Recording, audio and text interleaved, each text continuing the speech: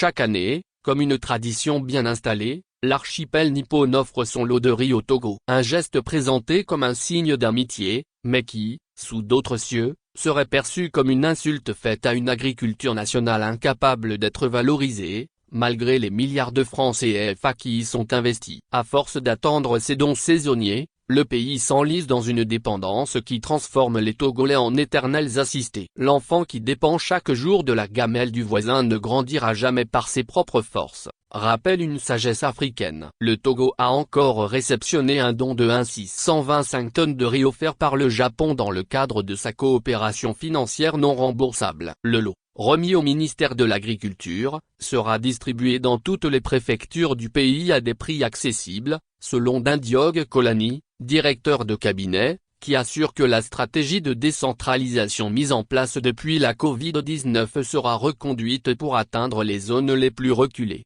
Sur le papier, l'initiative semble salutaire. Dans les faits, elle révèle une contradiction profonde, presque gênante, dans le discours de souveraineté régulièrement martelé par les autorités togolaises.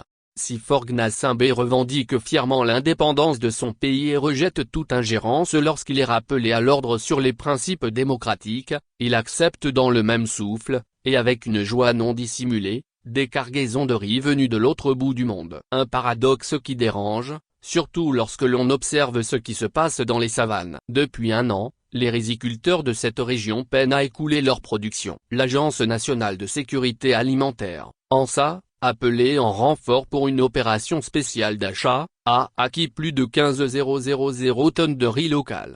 Mais à ce jour, la plupart des producteurs n'ont toujours pas été payés. Ce silence, lourd de conséquences, plonge des milliers de familles dans la précarité. Et pendant ce temps, ce sont des cargaisons de riz japonais qui envahissent le marché togolais, en toute légalité, avec des applaudissements officiels et des photos protocolaires.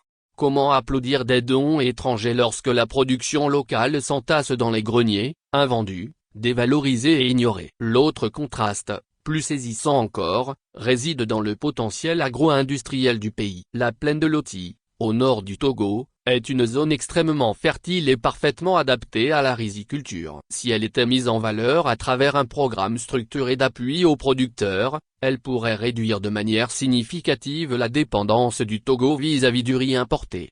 Le pays dispose de terres, de main-d'œuvre, d'expertise agricole et d'une demande locale forte. Il ne lui manque qu'une chose, la volonté politique d'investir durablement dans la production nationale. Malheureusement, chaque année, le même scénario se répète, le riz japonais arrive, les dirigeants s'extasient sur la coopération fructueuse, mais rien ne change pour les producteurs. Rien ne change dans la politique agricole. Rien ne change pour la souveraineté alimentaire du pays. Plus de 60 ans après l'indépendance, le Togo continue d'importer, ou de recevoir sous forme d'aide, un produit qu'il pourrait pourtant produire en abondance.